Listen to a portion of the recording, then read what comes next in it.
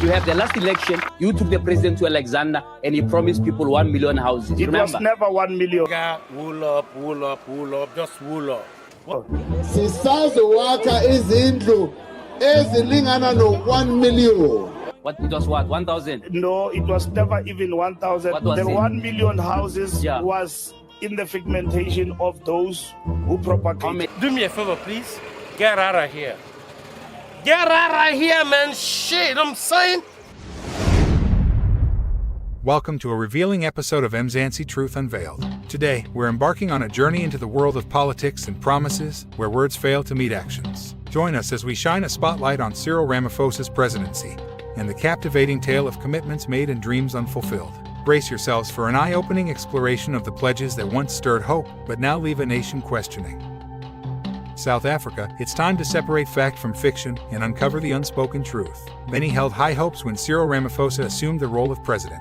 Some attributed their optimism to his successful business background and billionaire status. Unlike many who had occupied the presidential seat before, Cyril appeared different, his eloquent command of the English language earning him admiration, particularly from Westerners and English native speakers. To some, fluency equated to intelligence. However, as time passed, it became clear that the promises he made have not been fulfilled. Let's delve into a few of these unkept pledges. President Cyril Ramaphosa says he's confident that load shedding will be a thing of the past in the next few weeks.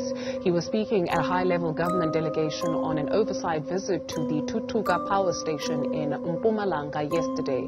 Eskom has battled to keep the lights on, and there are concerns that the rolling blackouts will drive the South African economy further onto its knees. For more, 1. Power cuts. Cyril's administration promised to address the persistent issue of power cuts, or load shedding, that have plagued South Africa for years. His government pledged to improve the country's energy infrastructure and ensure a stable power supply. However, South Africa continued to experience load shedding, causing disruptions to daily life, businesses, and the economy. In fact, when he took over there was a mild load shedding, which meant maybe they would switch off power probably once a week.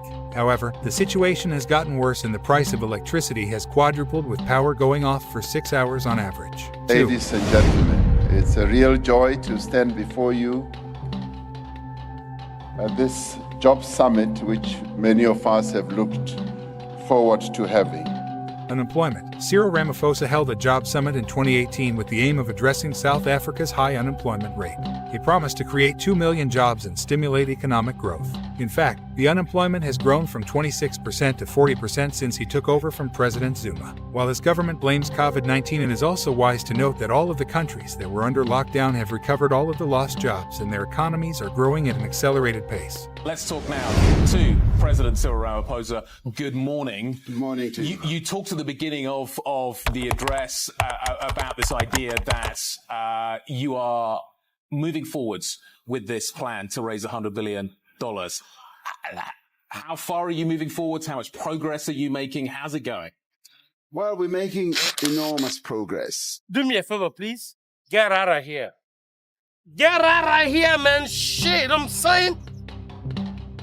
3. Investment Summit. In 2018, President Ramaphosa hosted an investment summit with the goal of attracting $100 billion in investment into South Africa. The summit was intended to boost the economy and create opportunities for South Africans. So far, millions were spent, and to this day we haven't seen a cent of that money, and we don't know who are the investors or if there are any, because nobody asking the president about the project. I also feel like the media is biased when it comes to Cyril. Had it been the former presidents, they were going to hound him like a dog. So he also failed to deliver on that promise. By the way, if you're finding this video informative and eye-opening, we'd greatly appreciate your support. Please take a moment to hit that like button and subscribe to our channel. By doing so, you not only help our channel grow, but you also ensure that you won't miss out on our upcoming content. Now, let's continue our exploration of the promises and the truth behind Cyril Ramaphosa's presidency. Point number 4, coming up next. You have the last election, you took the president to Alexander and he promised people 1 million houses. It Remember? was never 1 million. Wool up, just wool up. Sisazi wakha izindlu ezilingana no-1 million. What, it was what, 1,000? No, it was never even 1,000. What was The it? 1 million houses Yeah. was in the figmentation of those who propagate. Do me a favor, please. Get out of here. Get out of here, man. Shit, I'm saying. 4. Housing and promised 1 million houses in Alexandra. Cyril faced criticism and scrutiny for a promise he made regarding the construction of 1 million houses in Alexandra, a densely populated township in Johannesburg. This promise generated hope among the community, but Fikile Mbalula, who was ANC head of elections, denied it during an interview, suggesting it was a mere figment of people's imaginations. Not even a single house has been built for people of Alex, so that was a lie he made on national television. EFF has always fought for land reform, which means land expropriation without compensation, and Cyril Ramaphosa's administration has made promises related to land reform, because they were afraid that the EFF could win those voters who wanted this policy actioned as one of the Freedom Charter goals. Well, that has never happened to this day, and I doubt it ever will. I have news for you. A new smart city is taking shape in Gauteng, in Lanseria, which will have 350,000 to 500,000 people. Just shut up! The days of dreaming are over. You must waken up. You must be woken up by South Africans, because now we need a president who's awake, not a dreaming president. But don't you share his dream of a better South Africa, of giving 2 million young people jobs, of building cities, of really building railways, high-speed railways? If you want to build a city, you are a president. I'm an ordinary citizen, I can dream. A president is not allowed to dream. He must say to us, I'm building a new city in this area, by this time it will be done. He doesn't have that privilege of dreaming. When you say a bullet train, where and when? 5. Smart cities and high-speed trains. Now, let's dive into some of the most ambitious promises made by Cyril Ramaphosa during his time in office. These pledges left many, including the outspoken Julius, dubbing him a dreamer. He fervently insisted that a smart city was on the horizon, and yet, we all know that South Africa's track record on massive infrastructure development is vastly different from the likes of the UAE. The burning question is, why were such grand visions presented to the South African people? Fast forward 5 years, and the landscape remains eerily unchanged. You'll pay for your crimes against humanity!